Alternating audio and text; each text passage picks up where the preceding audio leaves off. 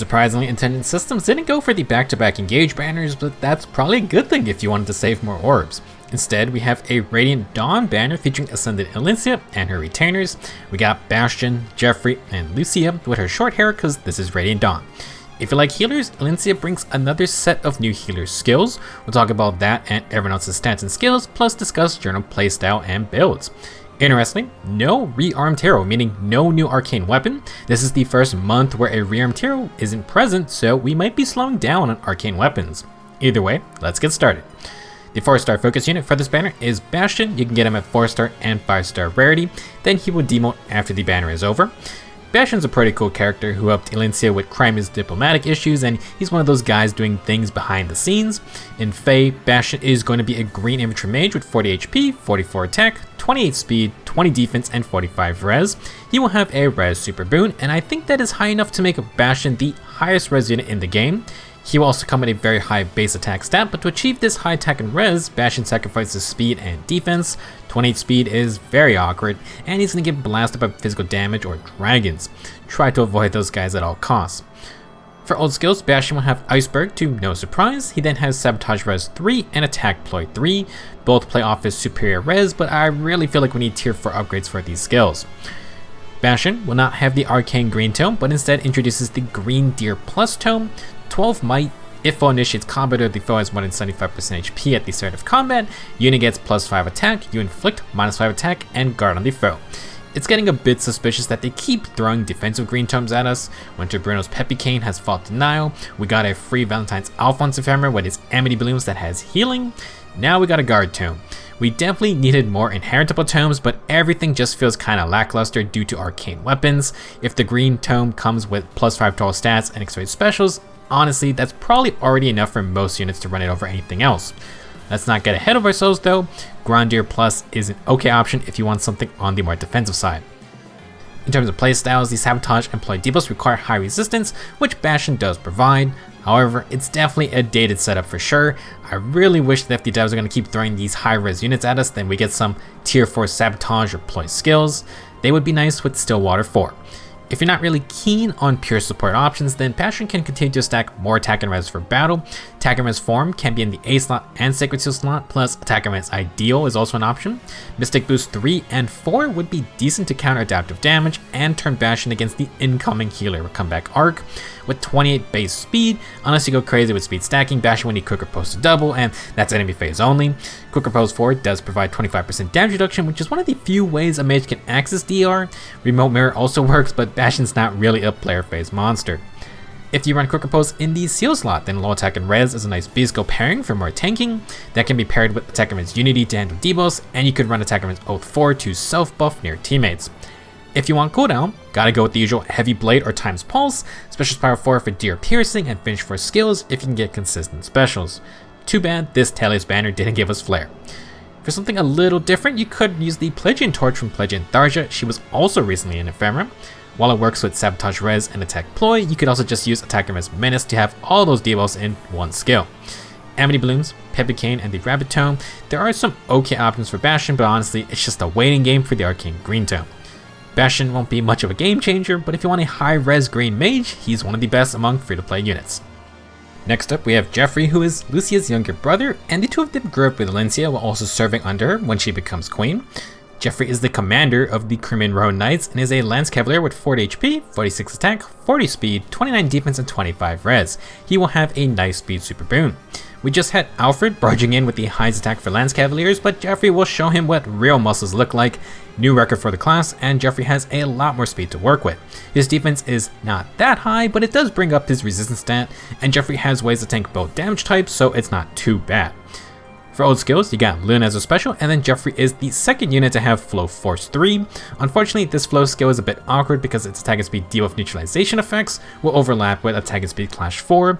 You can build differently, just be careful if you're going to go for a Clash skill. As for his C skill, you got attack and defense menace for buffs and debuffs. Field buffs are quite important to Geoffrey's Queen's Lance. 16 might, and if bonus is active, enable contour remaining +1. Accelerate special trigger, and if unit initiates or is within 2 spaces of an ally, grant +X to all stats, reduce the first attack by 40%, and if bonus is active, prevent a follow-up attack. The X stat boost is equal to 5 plus the highest bonus on each stat between Geoffrey and his support partner. This is basically the generic +5 stat boost and then bonus doubler that can pull field buffs from Geoffrey's support. Relatively speaking, not a very complex weapon. You got accelerate specials, bonus doubler, 40% DR, follow-up denial, and near trace conto. All good things, but Geoffrey is a bit buff reliant. In terms of playstyle, Geoffrey joins the already extremely stacked Lance Cavalry class. He has a lot of attack and decent speed, but obviously you want to buff him up to utilize bonus doubler. As a bonus, Geoffrey will get his extra stats if his support partner is buffed, so in case his buffs are neutralized or whatnot, at least he'll get something. It's not really a coincidence that Geoffrey works well with Ascended Elincia. She'll provide the bonuses Geoffrey wants, so they make a good team and possibly a good support ally too.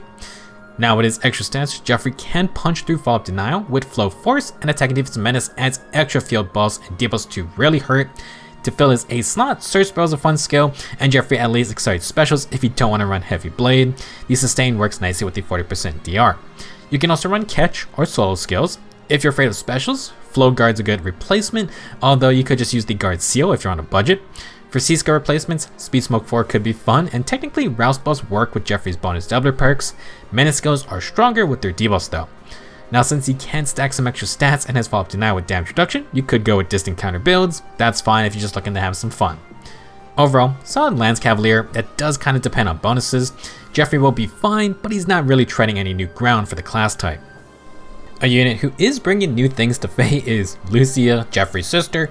Personally, I like Lucia with the long hair, but the forced haircut is actually important to the plot, and this is a Radiant Dawn specific banner.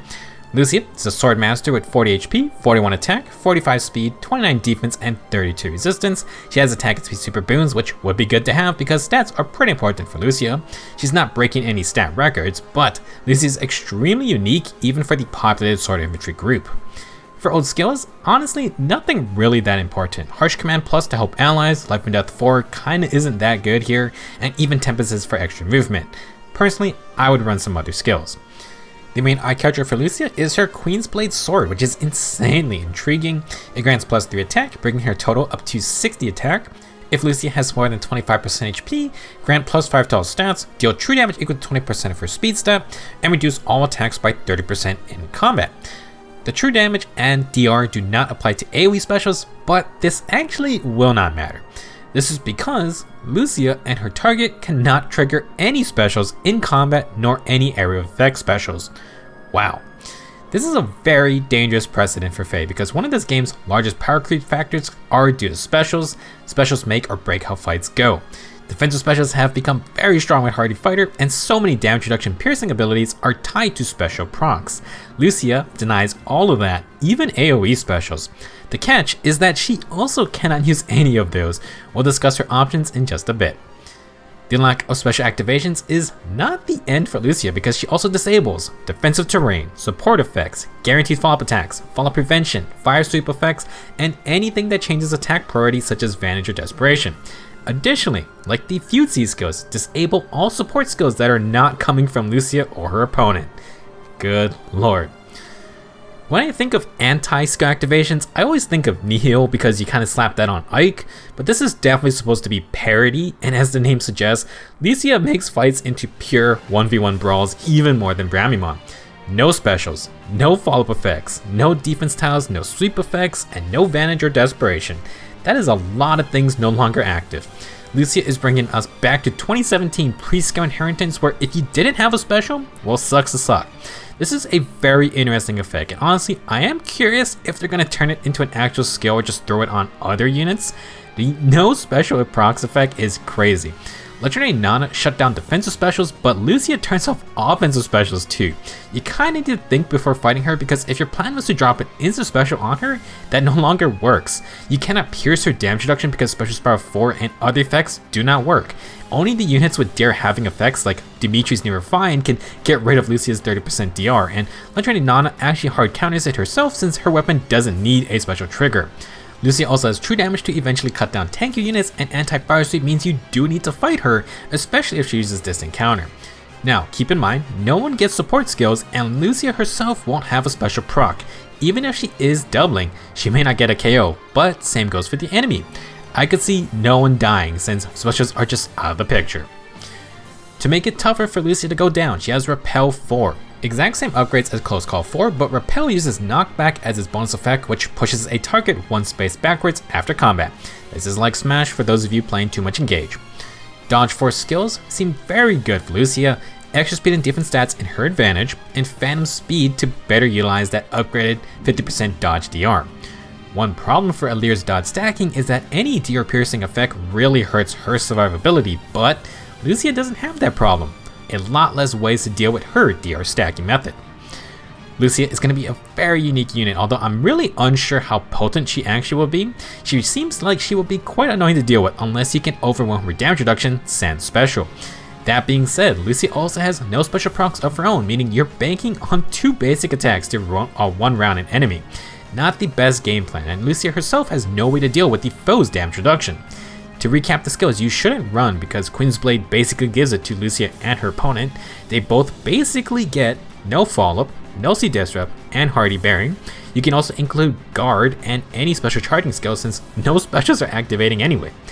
However, Lucia does have specials she can use, and the only not super premium option is Gale Force. It activates after combat, and honestly it's the only reason I would assume she has Life and Death and even Tempest in her base kit. Repel can knock a target back to make space, you got 3 movement for another attack, and Life and Death with DR might drop Lucia low enough into Wings of Mercy range. Maybe a certain blue-haired merc can fly in to save her. If you're going to go this route, Flashing Blade can be used, but it's not a guarantee. The other special options are both expensive, and it's Vital Astra and Godlike Reflexes. They will not activate, but their secondary effects will. Vital Astra has 30% dodge DR, while Godlike Reflexes provides another 15% speed-based true damage. Personally, while it's hard to charge up, I think Godlike Reflexes is better since Lucia already has 2 DR stacking skills. 35% speed as true damage basically is regular Astra every hit. The main issue is charging either of these specials. However, since Lucia won't use them, they will stay charged. Now, to empower either of these special builds we aren't using, Finish 4 skills are perfect. Lucia needs healing, and another 5 true damage just adds to the pile. You can then use C skills like Speed Smoke 4 for speed advantages and even more dodge DR. Attack and Speed Menace is also a good idea. For Sacred Seals, to any attack and speed booster is fine, and bonus doubler, pretty good too. Since Lucia negates sweep effects, maybe she can be an annoying distant counter user. It does hurt to lose Finish 4's extra perks though. I'm not gonna say Lucia will be game breaking by herself, but she certainly has introduced a wild precedent moving forward. I was surprised Legendary Nana's anti-defense special perk did not find its way into other units because Hardy Fighter's been an issue for too long. Now we have a unit who denies all specials besides Gale Force. Last up on the banner is Ascended Elincia in, I think, an entirely new outfit. She wears a dress for most of Path of Radiance, but in Radiant Dawn, I'm pretty sure she has her battle outfit on throughout. Many thought Elincia could have been a legendary hero with her staff, but it seems that will come via this Ascended alt instead. She would have been a more interesting unit to discuss if she came out before the last banner, but Elincia brings even more new healer skills with her, so she's still quite special. Like our last new healer, Ascended Elincia will be a cracked, super offensive unit, but this time flying. She has 38 HP, 44 attack, 45 speed, 18 defense, and 28 res. Speed super boon, and basically built exactly the same as Dual Elise. For old skills, Elincia has Rescue Plus, which is the drawback healing assist. She then has attack and speed push 4 and speed and res hold. Elincia's staff is the Crimean Scepter, 14 might with built-in Wrathful Staff. It excites specials, and at start of turn, if unit is within 2 spaces of an ally, grant plus 6 attack and speed and a player phase guaranteed follow-up attack status to Elincia and her allies. If she initiates combat or is within 2 spaces of an ally, grant plus 6 attack and speed and bonus to attack and speed equal to the highest attack and speed bonus among Elincia and her allies within 2 spaces times 1.5. The Slaying Staff power creep is real. This potentially might be the new standard moving forward. Elincia is a team player though. She gives everyone and herself plus 6 attack and speed field buffs and a follow-up attack status. This is why I said Geoffrey can get his bonuses with Elincia on the team. For a personal comment, Elincia adds another plus 6 attack and speed and a bonus double effect for attack and speed only, except it's a 1.5 times multiplier. Basically, with her own +6 field buffs, she's going to get +9 attack speed in combat on top. To total everything together, this is +21 attack speed for very little effort. If Attendant Systems is going to turn every healer into a combat unit, can I please get Brawling for Fram? Like Dewey Elise, Elincia brings another damage special for healers. Light's Restraint is a 2 cooldown special that boosts damage by 25% of the foe's res stat. Its special triggers, after combat, inflict +1 special count and guard on foes within 2 spaces of target. You can think of Light's Restraint as the Moonbow to Holy Precious Luna. Lower cooldown, lower damage. Now, as a 2 cooldown special, infantry healers can at least use Time's Pulse to bring this thing to 1 cooldown every turn. If they have Dazzling Staff, you can also get a chance to proc Light's Restraint on that second hit, instead of needing another cooldown perk to proc Holy Pressure. For Flyers and Cows, unfortunately they run into the same issue with Holy Pressure, just no cooldown skills on hand, and unless the Arcane Staff accelerates specials, this is just going to be a persistent issue. You got some choices between the 2 specials if you can't proc them in 1 round. Technically, if you always double, that's going to get you 2 charges. If you fight a second time and double again, Holy Pressure procs on the second hit, so in that case, it's probably just better than Light's Restraint. However, guard and not doubling are real factors to consider, so going with the lower cooldown option may be better. With that said, I would say the gravity effect of Holy Pressure is stronger for the support aspects. If you can charge it up, I think it's more impactful. To give the new Wrathful Staff 4 skill a pairing, Dazzling Shift is the tier 4 companion. Unit can move to a space adjacent to an ally within 2 spaces, inflict -4 speed on foe, and foe cannot make a counterattack. As expected, you need Dazzling Staff 3 as a prerequisite. Dazzling Shift also inflicts -4 speed on foes, but instead of extra damage, you're going to get Warping. This is pretty good for Elincia, and in general, not bad for healers who want to attack to inflict debuffs first, or whatnot. For those of you who are using inheritable staff weapons, you now have a choice between Warping or extra damage, since you can choose Dazzling or Wrathful for the staff refine. Now, I get why super offensive healers are fun and exciting, but I personally still prefer some actual better support skills for the, support class. Really not a lot to talk about for this type of unit in terms of battle. You stack attack and speed, and because Elincia has accelerated specials, she gets to proc Light's Restraint on her second hit, assuming no guard. She has Warping with Dazzling Shift, and because she gives herself +6 second speed field buffs, Elincia kinda just has attack and speed Oath 4 built into this kit. Speed and Mirror's Hold and attack and speed push just add more damage and speed. You then just run in attack and speed Sacred Seal. Something interesting for Elincia is that her follow-up attack status will cancel out follow-up denial, so she can double slower units relying on that. In terms of support capabilities, Elincia will enable any attacker with extra damage, and if they stay near her, the Hold C skill further helps in combat. She's a really nice unit for any near or far trace contra users who don't have offensive enough follow. Now, if we have some more interesting buffing skills, you could replace the Hold skill, but Elincia won't get the benefits herself. Maybe slot extra buffs in the Sacred Seal slot instead. In terms of movement, the Warping via Dazzling Shift can not only get Elincia into attack range, but it can also set up allies with guidance type skills. You could also use Nudge to shove allies ahead, since the warp status just opens up more movement options. Ascended Elincia is very good, and the 5-star healer power creep continues in the form of accelerated specials. If it wasn't for Dual Elites coming in less than 2 weeks ago, this would have been more impactful, but we're literally just getting another incredible offensive healer that trumps anything her competitors offer. For support, more attack and speed and a free follow-up attack is good on anyone. Unlike August, Elincia can enable her whole team, not just one support partner. To round out this Radiant Dawn banner, our Grand Hero battle unit is Ludwig, who is basically the main villain for Elincia and crew for her portion in Radiant Dawn. We'll talk about him very soon. That's all I got for this banner. Some neat surprises from Lucia, and Elincia brings more healer skills to the table. I would like to see some better non-pure combat healer additions, but I don't know at this point. Thank you for watching. Good luck on your summons, and see you in the next video.